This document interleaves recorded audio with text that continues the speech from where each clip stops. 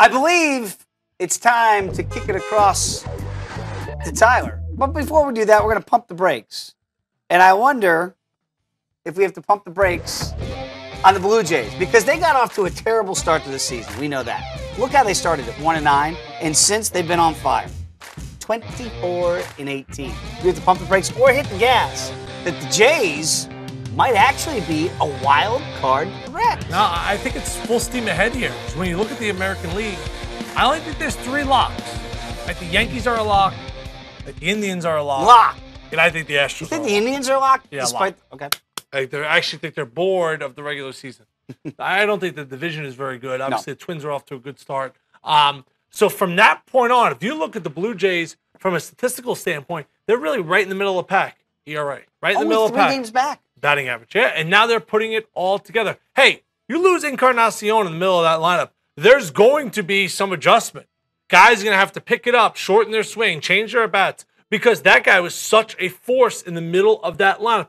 And now they've made that adjustment. The pitching has a little bit better. Stroman has become the ace, who I believe of that staff. I think he's the guy you want out there every 5th day with the ball in his hand, especially in big moments. So I do think they're a legit wild card contender. I think they're just as good as the Angels, Twins, or the Orioles. And now without Mike Trout. But I think those other 3 teams are elite. You don't feel that way. Well, they just got back Josh Donaldson. I think the common theme was they're 1-9, the season's over. Everybody writes them off.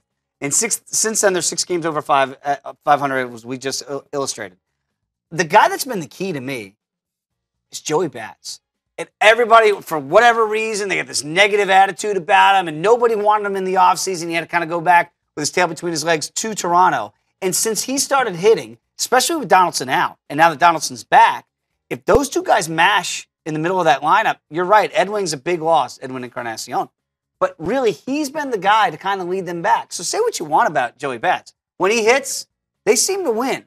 And if he keeps hitting, and they're like, oh, he's old and he's done, it looks pretty good to me right now. Yeah, I mean, they still have some guys, some big-name stars in that lineup, some guys that can mash. And the way baseball is played today, it's not station to station. They have some guys that are big boppers in that lineup. Is it coincidental that when he started up that little dust-up in Atlanta with the bat flip, and I know they're getting killed in that game, they played pretty well, 4 and since.